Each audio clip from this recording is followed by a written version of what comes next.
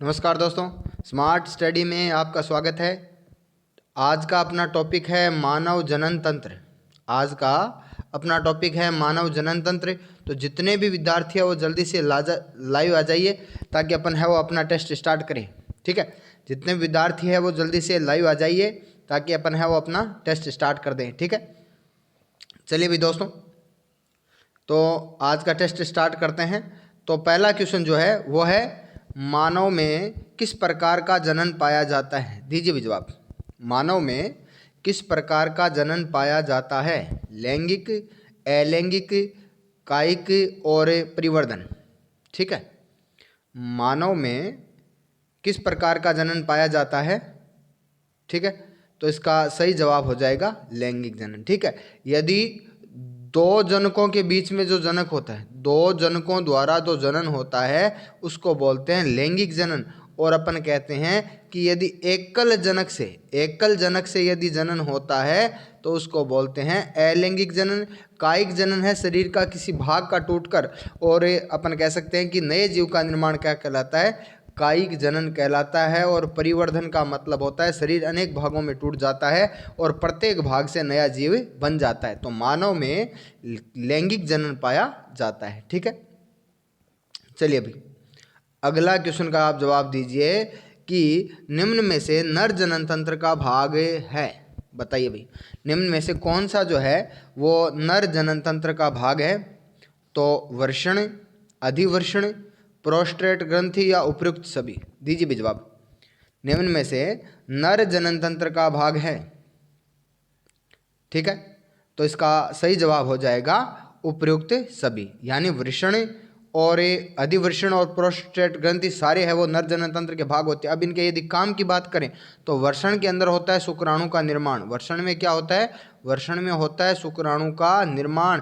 लेकिन आप कह सकते हो शुक्राणु का संचय जो होता है या शुक्राणु का संरक्षण जो होता है और परिपक्वन जो होता है, स्टोर जो रहते हैं वो रहते हैं अधिवर्षण में। और शुक्राणु को है वो पोषण कौन प्रदान करता है? शुक्राणु को पोषण प्रदान करती है प्रोस्टेट ग्रंथि। ठीक है, तो वर्षण, अधिवर्षण और प्रोस्टेट ग्रंथि जो तीनों जो है वो नर जनन तंत्र के भाग हैं। ठीक है, चलिए भाई अगला क्वेश्चन है शुक्राणु की गतिशीलता के लिए पोषण प्रदान करते हैं। बताइए भाई, शुक्राणु को गतिशीलता, अपन जानते हैं कि शुक्राणु जो होते हैं वो गतिशील होते हैं, तो इनको गतिशीलता के लिए, इनको चलने के लिए है वो पोषण है वो कहाँ से मिलता है? बताइए, दीजिए जवाब। वृषण, शुक्रवाहिनी, प्रोस्टेट ग्रंथि या मूत्राशय। दीजिए भी जवाब। ठीक है, तो इसका सही जवाब हो जाएगा प्रोस्टेट ग्रंथि। आपको याद रखना है प्रोस्टेट ग्रंथि जो होती है वो शुक्राणुओं को पोषण प्रदान करती है। ठीक है, चलिए भाई अगले क्वेश्चन का आप जवाब दीजिए। निम्न में से मादा जनन तंत्र का भाग है? इनमें से कौन सा है जो मादा जनन तंत्र का भाग है? पहला अंडाशय, फैलोपियन ट्यूब, गर्भाशय या उपयुक्त सभी। उपयुक्त सभी। दीजिए भी जवाब।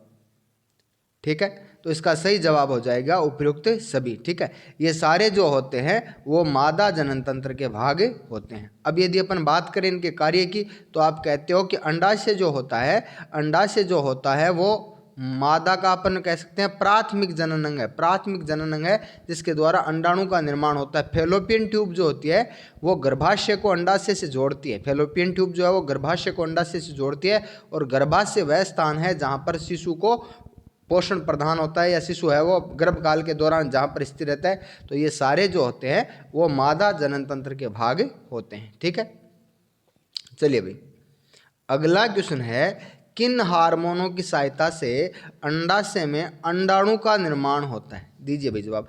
अभी हमने पिछले क्वेश्चन में पढ़ा है कि अंडाशय के अंदर अंडाणु का निर्माण होता है। ठीक है, तो आप कह सकते हो, आप बताइए कि किन हार्मोनों के कारण है वो अंडाशय में अंडाणुओं का निर्माण होता है। दीजिए भी जवाब। ठीक है, तो इसका सही जवाब हो जाएगा एस्ट्रोजन और प्रोजेस्टेरोन। ठीक है, एस्ट्रोजन और प्रोजेस्टेरोन वो हार्मोन है जो अंडाशय में अंडाणु के निर्माण में क्या होता है? सहायक होता है। ठीक है, एक बहुत ही अच्छा जो फैक्ट मैं आपको क्लियर कर देता हूँ। देखो, अंडाशय जो होता है वो हर महीने एक अंडाणु छोड़ता है। अंडाशय जो होता है वो हर महीने क्या करता है? एक अंडाणु छोड़ता है। ठीक है, अपन जानते हैं कि मादा में कितने? 2 अंडाशय होते हैं। ठीक है, मादा में कितने अंडाशय होते हैं? 2 अंडाशय होते हैं, लेकिन अंडाणु जो है वो हर महीने एक ही अंडाशय के द्वारा छोड़ा जाता है। चलिए भाई अगला क्वेश्चन है कि मादा के शरीर में किस भाग में निषेचन फर्टिलाइजेशन होता है? दीजिए भी जवाब।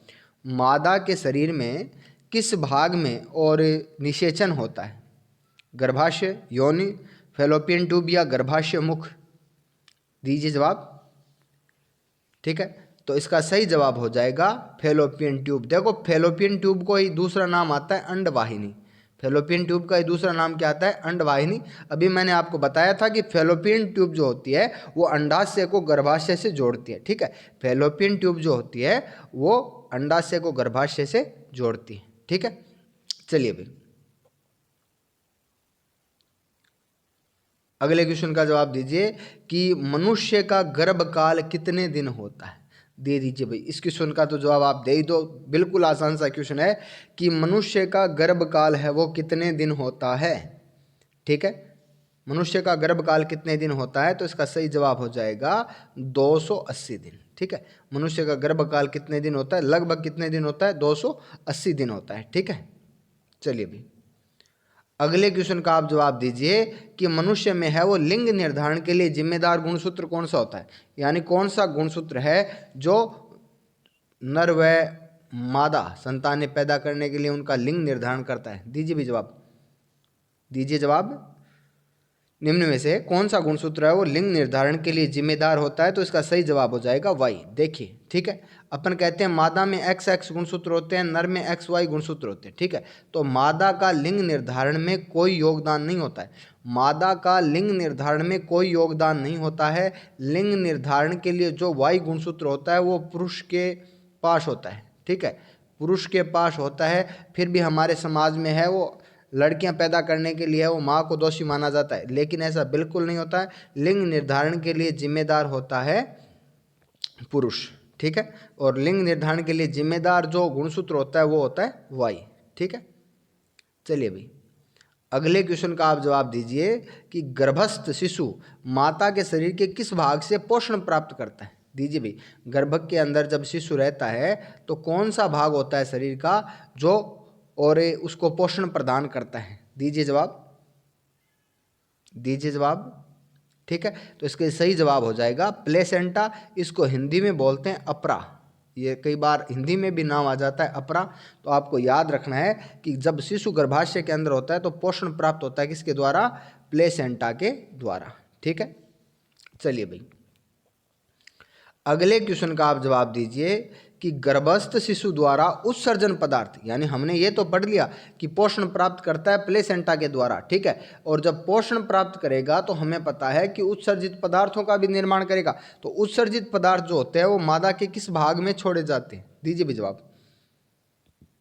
गर्भस्थ शिशु के जो उत्सर्जक पदार्थ होते हैं वो मादा के किस भाग में छोड़े जाते हैं और किस भाग द्वारा ग्रहण किए जाते हैं? दीजिए जवाब। तो इसका भी सही जवाब हो जाएगा प्लेसेंटा। आपको याद रखना है कि पोषण भी है वो शिशु है वो प्लेसेंटा से प्राप्त करता है और उत्सर्जक पदार्थ है वो भी प्लेसेंटा के अंदर छोड़ता है। हिंदी में मैंने आपको इसका नाम बता ही दिया, क्या नाम होता है? अपरा। ठीक है, चलिए भाई अगले क्वेश्चन का आप जवाब दीजिए। शुक्राणु का आकार होता है, बताइए भाई शुक्राणु जो होता है उसका आकार कितना होता है? ये क्वेश्चन है इसी बार है वो ग्रुप डी के अंदर 2018 के अंदर पूछा गया क्वेश्चन है। दीजिए आप जवाब कि शुक्राणु का आकार कितना होता है।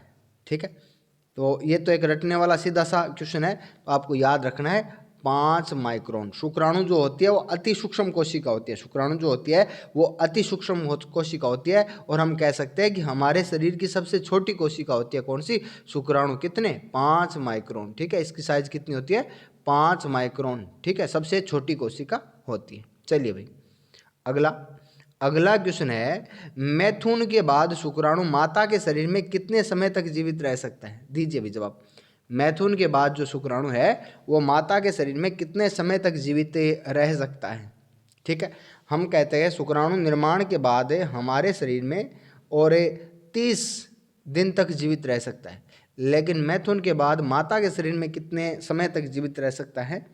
ठीक है, तो इसका सही जवाब हो जाएगा 72 घंटे। ठीक है, 72 घंटे तक है वो शुक्राणु जीवित रह सकते हैं।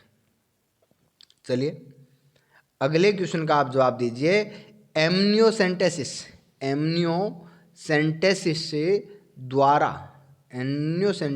द्वारा किसका परीक्षण किया जाता है? बताओ भाई। गर्भावस्था का, गर्भस्थ शिशु की पहचान का, प्रसव गर्भाशय का, या प्रसव पीड़ा का? बताइए भाई। ठीक है, एमनियोसेंटेसिस द्वारा किस का परीक्षण किया जाता है? ठीक है, तो अपन कह सकते हैं कि गर्भस्थ शिशु जो होता है वो नर है वह मादा है, उसका पता लगाने के लिए एमनियोसेंटेसिस से परीक्षण किया जाता है। ठीक है, चलिए भाई अगले क्वेश्चन का आप जवाब दीजिए। शुक्राणु का परिपक्वन और संग्रहण कहाँ होता है? आपसे क्यों पूछा जा सकता है कि किस भाग में शुक्राणु संचय होते हैं, स्टोर होते हैं? दीजिए भाई जवाब। किस भाग में है वो शुक्राणु है वो संचय होते हैं या स्टोर होते हैं? ठीक है, तो इसका सही जवाब हो जाएगा वृषण। ठीक है, देखो अधिवृषण, वृषण के अंदर शुक्राणु का निर्माण होता है, लेकिन शुक्राणु जो स्टोर रहते हैं वो रहते हैं एपिडिडाइमिस, या आप कह सकते हो अधिवृषण। ठीक है, शुक्राणु को पोषण कौन प्रदान करता है?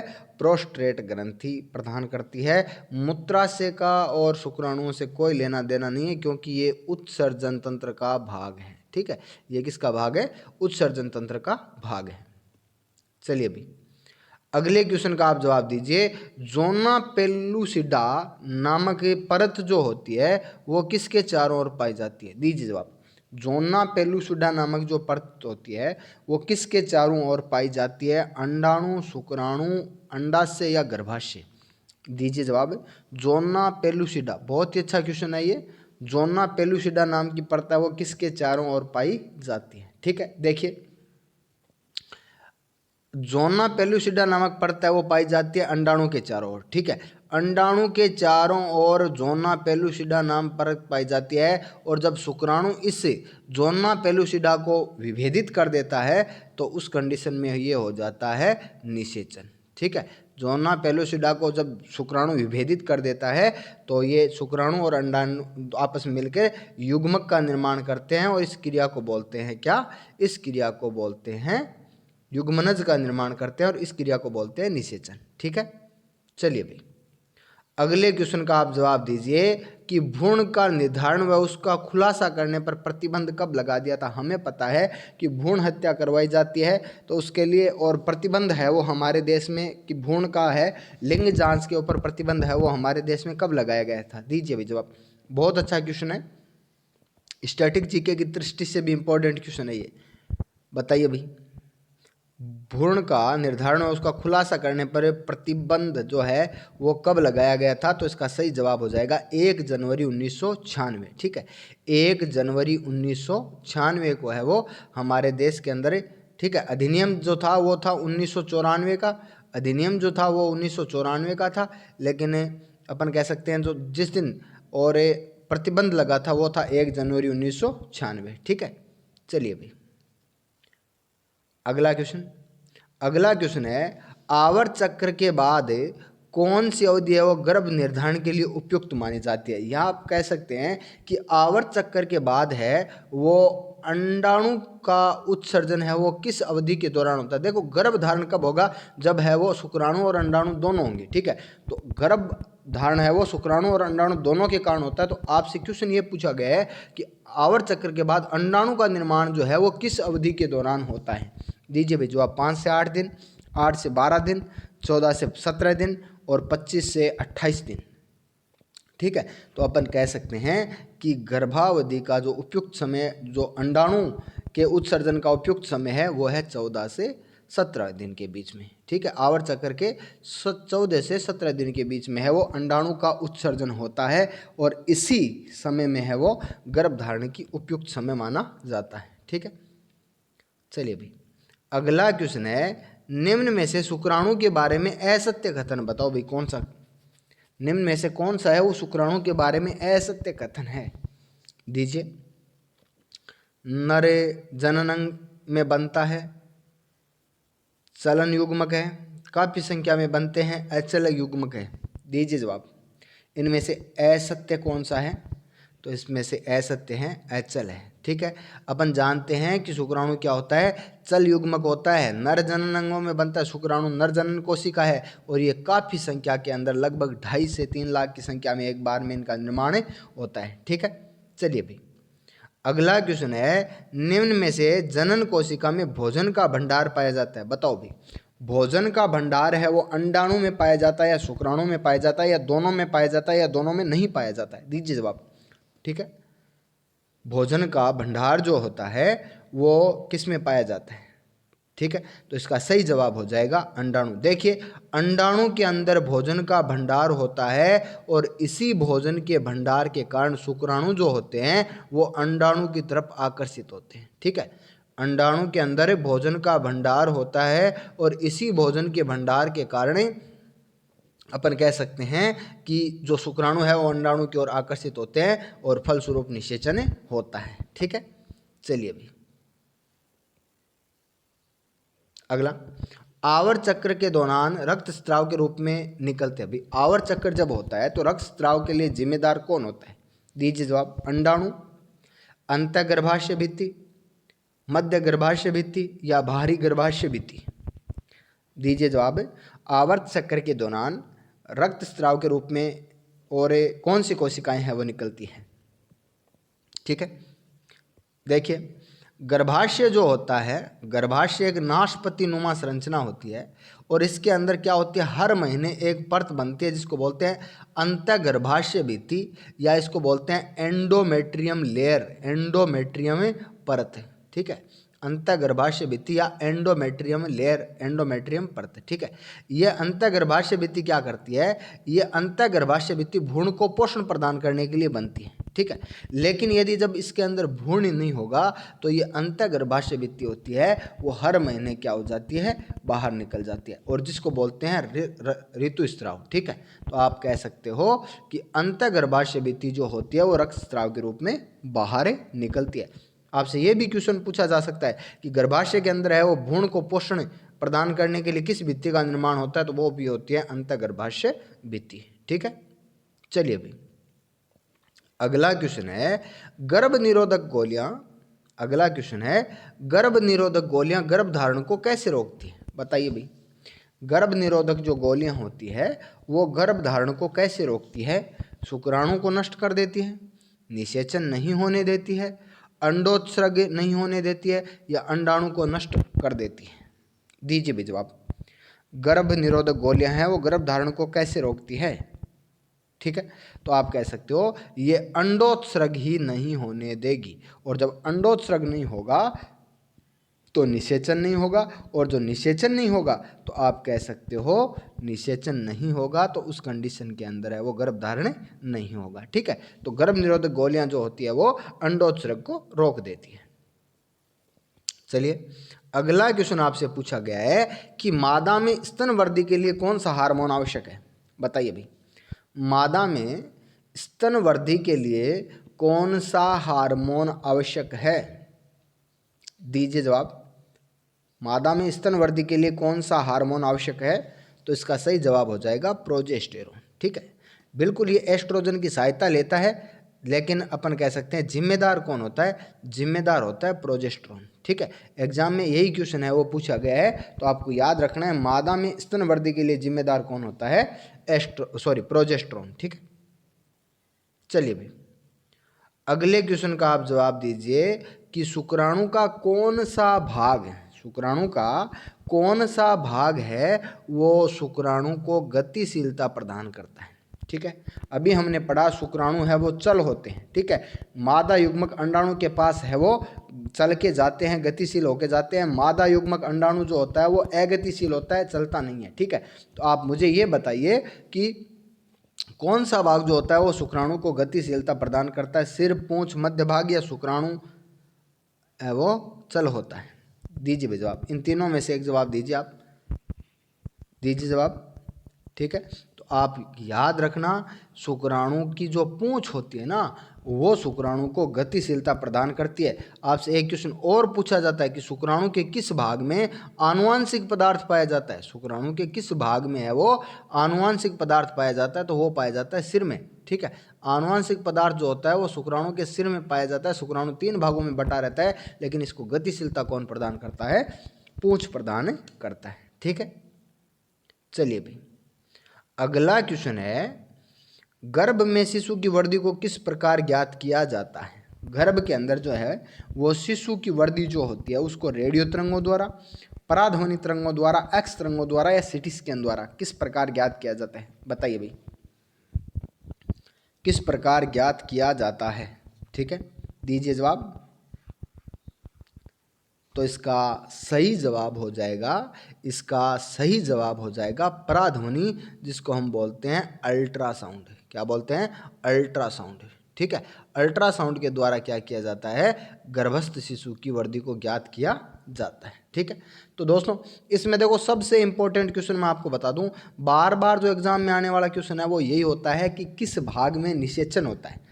जनन तंत्र के अंदर सबसे अच्छा क्वेश्चन बार बार यही आता है, तो आपको याद रखना है फैलोपियन ट्यूब के अंदर। किसके अंदर? फैलोपियन ट्यूब के अंदर क्या होता है? निषेचन होता है। फैलोपियन ट्यूब के अंदर क्या होता है? निषेचन होता है। ठीक है, तो जितने इंपॉर्टेंट क्वेश्चन थे वो मैंने आपको करवा दिए।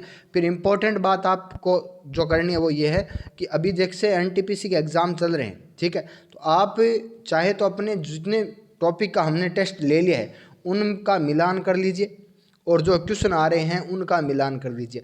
आपको अब तक के जितने टेस्ट अपने लिए हुए हैं उनसे जिस टॉपिक से क्वेश्चन आ रहे हैं उन क्वेश्चनों से बाहर अब तक एक क्वेश्चन नहीं आया। ठीक है, तो आप जितने भी विद्यार्थी हैं उनको ये सूचना दे दे कि भाई आप अभी यदि कम क्वेश्चन आ रहे हैं, कोई बड़ा मैटर आप नहीं करना चाहते हो, तो कम से कम ये 30 क्वेश्चन जो है उनको आप ज़रूर है वो देख लो हर टॉपिक के, तो आपके पूरे के पूरे क्वेश्चन है वो सही हो जाएंगे। ठीक है, आगे देखिए सीधी सी बात है, आगे प्रश्नों के बढ़ने की भी संभावना है। किसी भी पारी में देखो रेलवे का कोई विश्वास नहीं है, तो आप तैयारी है वो रखिए। कहीं ये ना हो कि भाई आपके तैयारी छोड़ दे और फिर आपके एग्ज़ाम में थोड़ी सी दिक्कत हो जाए। ठीक है, तो आप जल्दी से बता दीजिए आपके कितने क्वेश्चन है वो सही हो रहे हैं। जल्दी से आप बता दीजिए कि आपके कितने क्वेश्चन है वो सही हो रहे हैं। ठीक है, तो मानव जनन तंत्र के जितने इंपॉर्टेंट क्वेश्चन थे वो कर लिए। ठीक है, मिलते हैं अगले टेस्ट में।